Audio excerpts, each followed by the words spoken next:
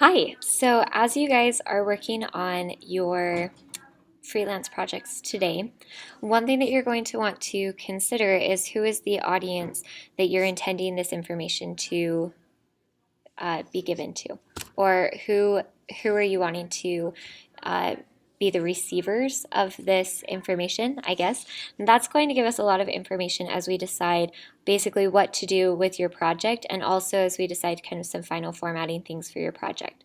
So as we get closer to the deadline date, we're going to really be looking at submitting your project to someone who can actually publish it or someone who can actually use it. So let me give you a couple of examples. Let's say that you are creating a website.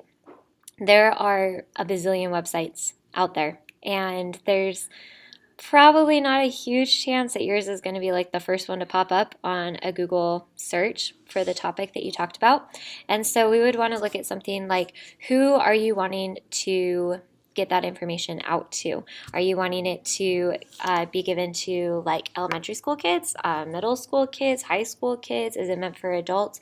Who are you intending it for? Because from there, we can actually give it to someone who can actually use it. So maybe you're creating a website about the Vietnam War.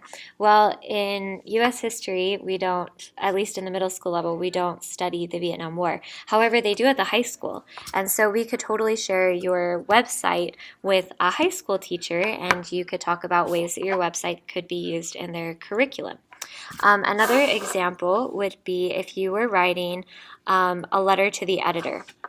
We would want to look at who are you wanting to, like what population do you want to get that information? Are you looking for an older or younger population? And then also, so what are some of their other demographics? Are you looking for it to that information to be given to mostly like affluent white people? Are you wanting it to be given to mostly religious people? Are you wanting it to be information that can be given to a lower income or higher educated, lower educated? What are the demographics of who you want that information to go to? Because that would determine what newspaper we are going to send that letter to the editor into, because there's a very different population that reads the New York Times versus who read the Deseret News versus who read the Salt Lake Tribune. And so you would want to consider that as well. So today, as you are working, one of the things you'll want to keep notes on your purple paper is who is the intended audience of your project, and where do those people usually go that we could look at sending your information to be published to? If you're wanting your information to go to a bunch of middle school students, it probably doesn't do us a lot of good to send it to like a newspaper, because I don't really know any middle schoolers who read the newspaper. So you would want to change who that or where you're going to want that information to be published.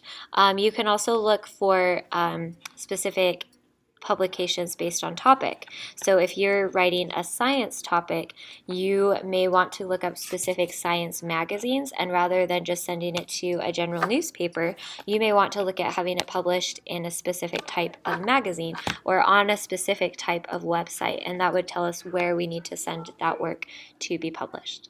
Good luck today. I'm excited to see you all on Monday.